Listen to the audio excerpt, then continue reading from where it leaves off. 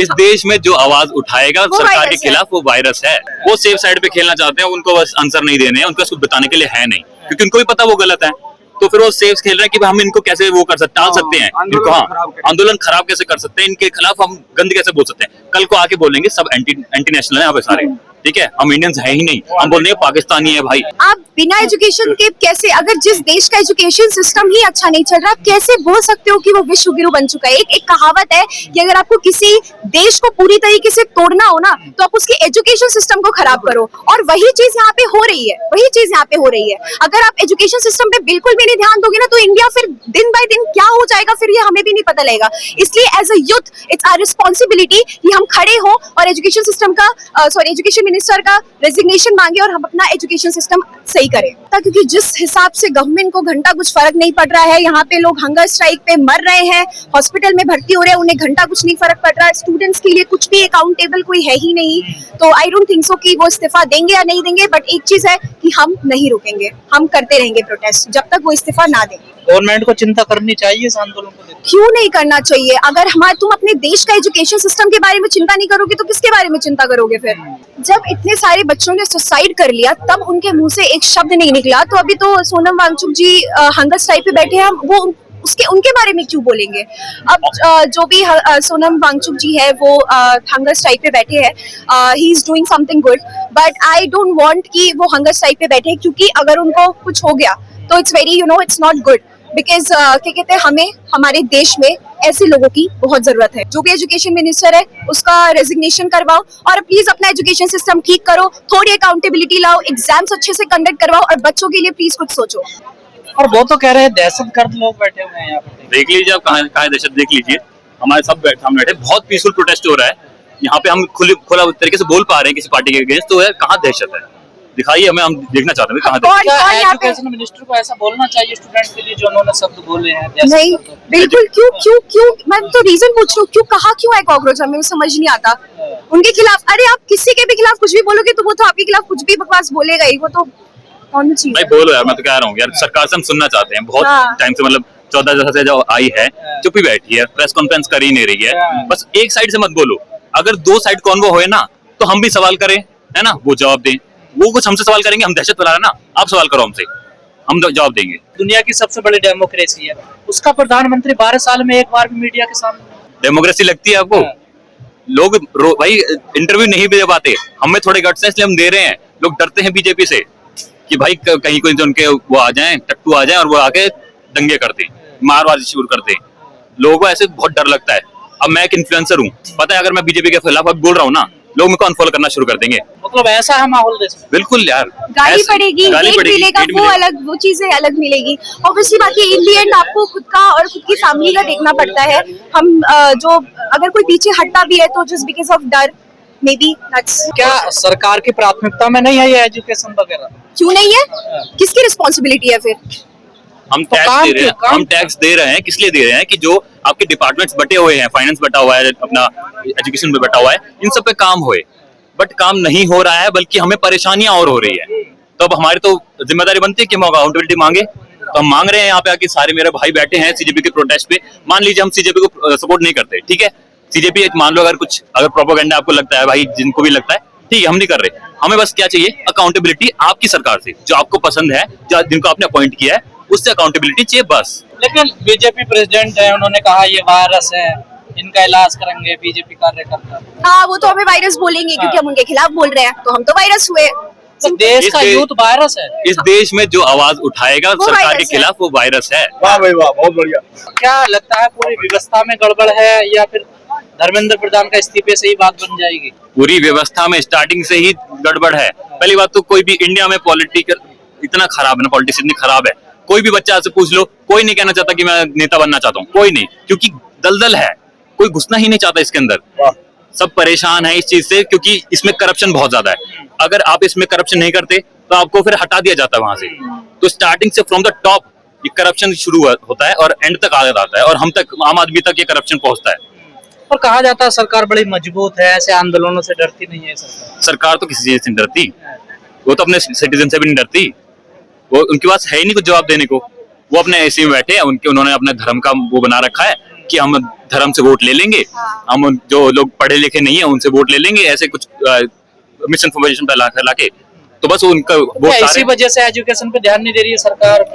उनको बैठ के खाना है, ठीक है, उनको लगाना नहीं है कुछ, यहाँ पे इन्वेस्ट नहीं करना, तो बस वो सस्ते में काम निपटा रहे हैं कि भाई काम चल जाएगा, इंडिया है, चल रहा है तो चल रहा है, उनको कोई मतलब नहीं है। मतलब थोड़ी जो मौजूदा गवर्नमेंट है, क्या उसका विचार इतना मजबूत है कि वो ऐसे मुद्दों से भी नहीं डरती है? वो अपनी पकड़ इतनी बना चुकी है वोटरों के बीच में, इन चीजों से कोई फर्क नहीं पड़ता उनको इन चीजों से फर्क नहीं पड़ता, इसीलिए तो वो बिल्कुल अकाउंटेबल नहीं हो रहे हैं, वो कुछ बोल नहीं पा रहे हैं, कुछ बोल ही नहीं रहे हैं। एजुकेशन सिस्टम कैसे ठीक होगा? पिछले 10 साल में 1 लाख से ज्यादा तो यहाँ स्कूल बंद हो गए हैं, प्राइमरी स्कूल। तो वही तो हम अकाउंटेबिलिटी मांग रहे हैं कि सरकार जो आपने करा है, तभी तो मांग रहे हैं। हम क्यों बैठे, हम हमारे पास काम नहीं है क्या? हमें भी काम होता है, हमारे घर परिवार होता है, हम सब छोड़ के यहाँ पे आ रहे हैं, क्यों आ रहे हैं? अकाउंटेबिलिटी मांगने, ताकि जो ये इतना सालों से खराब हुआ है, गंद फैला है, वो उसको साफ करो।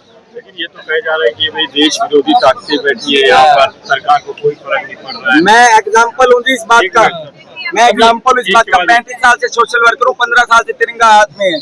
चैलेंज करता हूँ पूरी गवर्नमेंट को, एक शब्द भी दिखाए, एक मेरा नार्को टेस्ट करवा ले, खुद के नार्को टेस्ट करवाए, सारा निकल आया।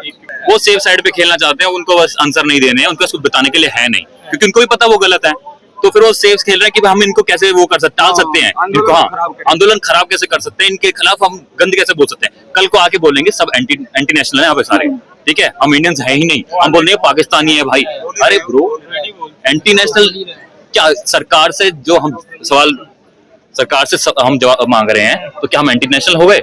हमने ही तो पॉइंट करी है, हमने ही तो टैक्स दिया है। ये तो छात्र बैठे हुए हैं, कोई धर्म का मुद्दा नहीं, धर्म का मुद्दा नहीं, कोई किसी जात का मुद्दा नहीं, किसी का विरोधी नहीं, ये तो एजुकेशन के लिए लड़ रहे हैं। सर मैं अभी बताऊं, अभी यहाँ पे किसी हिंदू मुस्लिम की बात होती ना, यहाँ पे भीड़ इकट्ठा हो जाती, यहाँ पे बहुत बिल्कुल 3-4 लाइनों में ऐसा दंगे हो रखे होते, बट जब बात आ गई एजुकेशन मिनिस्टर से अपने आंसर मांगने की, तो यहाँ पे बहुत कम लोग हैं। कवरेज नहीं हो रही है मेरे हिसाब से, जो मीडिया है वो दिखाई नहीं रही इसको कि सीजेपी का प्रोटेस्ट हो रहा है, बल्कि मैं बोलूंगा बाहर की मीडिया मैंने देखा है जो वो कवर कर रही है। मैं भी सोशल मीडिया को देख करके आया था, और अब कोकरेज बाहर आ गए। सवाल ये है कि जो 22 लाख बच्चे बैठे थे, छात्र बैठे थे, जो पेपर लीक हुआ, उसमें से 22,000 बच्चों की तो मौजूदगी कम से कम होनी चाहिए ना। बिल्कुल होनी चाहिए, तभी तो होगी, बिल्कुल होगी, उन लोगों को आना चाहिए, भी आना पड़ेगा। पीछे बैठ के कुछ नहीं होगा मेरे भाइयों, मैं तुम्हें बता रहा हूँ, सारे इंडियंस को मैं बात बोल रहा हूँ कि हमें रोड पे आना पड़ेगा एंड इनसे सवाल पूछने पड़ेंगे, ताकि तभी सबको पता चलेगा इनको। यार उनकी भी मैं समझता हूँ जरूरी वाला, उनकी जो परेशानी है कि उनको अगर उन्होंने किसी की साइड ले ली, तो आधी जो जनता है इंडिया की वो उनको सपोर्ट करना बंद कर देगी। वो सेलिब्रिटीज हैं, वो अपना ऐसे ही करते हैं। उनकी मैं डर का माहौल भी है देश में। देश में तो डर का माहौल बिल्कुल है, मतलब परेशानी है, मैं कहूंगा डर का माहौल तो नहीं है ना, हम डरते हैं ना सरकार हमसे डरती है। डर का ही तो लग रहा होगा कि उनका ये डर, हाँ उनको ये डर है कि भाई हमें लोग फॉलो करना बंद कर देंगे, हमारे गाने वो बॉयकॉट कर देंगे, क्योंकि जो बड़े लोग होते हैं, जो जेनजीज हैं उसमें मान लो जो 100% जेनजीज हैं, उसमें से 50% से ज्यादा को डर लग रहा है, इसलिए वो घर पे बैठे हुए हैं। और फिर आई थिंक इसीलिए वो यहाँ पे मे भी नहीं आ पा रहे, क्योंकि पहली बात तो बेचारे एग्जाम दे के परेशान हो गए हैं, डिप्रेस हो गए हैं, और दूसरी चीज क्या, आई थिंक फैमिली की तरफ से भी थोड़ा सा प्रेशर होता है। They don't allow us to come here because you know they are very concerned about our safety. In fact मैं भी आ रही थी तो मेरी मम्मी बोल रही थी कि नहीं, you don't have to go there and all, जो भी चीजें हैं, बट स्टिल आई केम। सो ये चीज जो, और काफी सारे रिस्ट्रिक्शंस भी होते हैं बच्चों पे, and that is the reason maybe यहाँ पे सारे बच्चे नहीं आ पा रहे हैं। रिस्ट्रिक्शंस ना हो तो मैं बोलती हूँ कि यहाँ पे बहुत सारे बच्चे आ सकते हैं। आपको क्या लगता है मैम, इतने मतलब हम कहीं ना कहीं जिस तरीके से किसान आंदोलन हुआ था तो सरकार डरी हुई थी? नहीं, आई थिंक हम जिस तरीके से अभी पीसफुल प्रोटेस्ट कर रहे हैं, हमें यही करना चाहिए। इस पीसफुल प्रोटेस्ट से गवर्नमेंट के कान पे धूल रेंग रही है।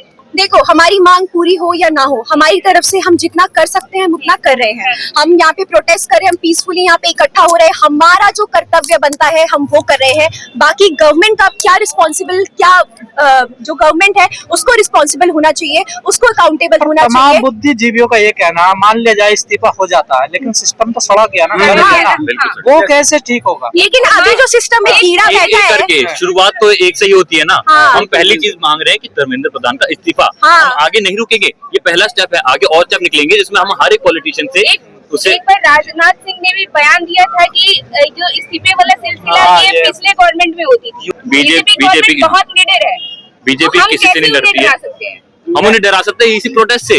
हम प्रोटेस्ट कर रहे हैं। मैं ये बोल रही हूँ ना कि इस देश की जनता नया ट्रेंड आ गया है, वो नई संस्कृति पैदा करना चाहते हैं इस्तीफा विहीन, लेकिन उनको इस्तीफा देना पड़ेगा। किसान की बात नहीं मानी थी, बाद में प्याज भी खाए और जूते भी, और माननी भी पड़ी थी, और ये भी मानना पड़ेगा।